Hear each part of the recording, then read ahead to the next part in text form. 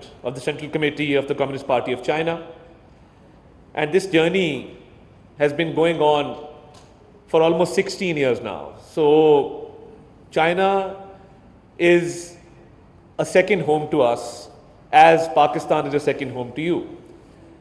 I've been going to China as part of the exchanges and I've learnt a lot. Today I stand here as a federal minister, but I can tell you that in my learning, in my growth, the exchanges that we've had with China have had a great role to play. And if I'm standing here, there's a great contribution of that exchange program with China, which has really, really helped me throughout my career.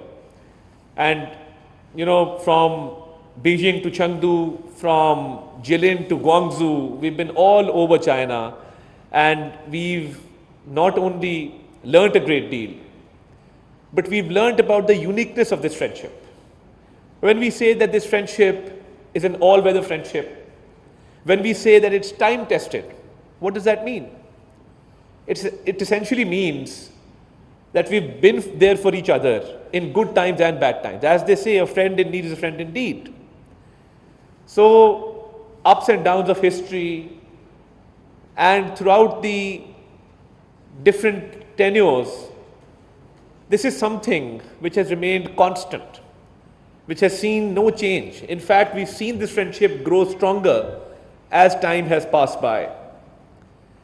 And I, for one, am witness to how this friendship has transformed.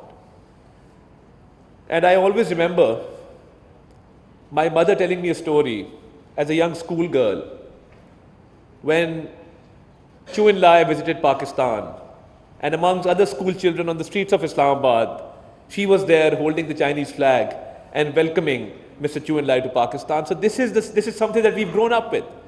This is something that is part of our culture, our heritage. And as I see the contemporary times, we see that in recent times, our younger generation has also had a great deal of learning with regard to this friendship. So my gratitude to you, Mr. Yang, to the Chinese mission in Islamabad, to your great leadership, to His Excellency President Xi, to Premier Lee, who've been so considerate when it comes to Pakistan.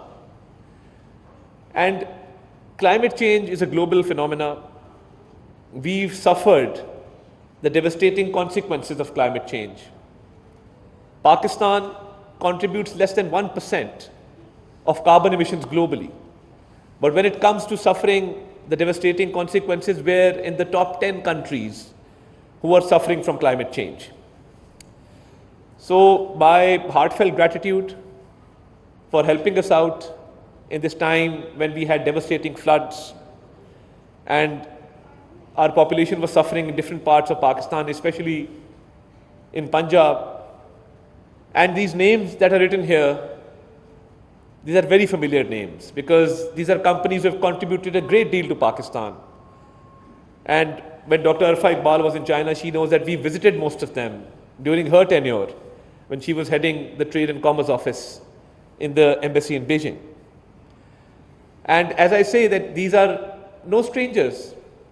As part of the corporate social responsibility, they've gone one step ahead because they know that this bond, this friendship is unbreakable. And this is something which we remain grateful for. And I would also like to highlight that whenever we've been faced with such dire situation, China has always reached out, China has always been there, and China is a friend that we can always count on, a reliable friend. And when we talk about friendship, the uniqueness of this friendship is that when we say iron brothers, this is a term that is unique between China and Pakistan.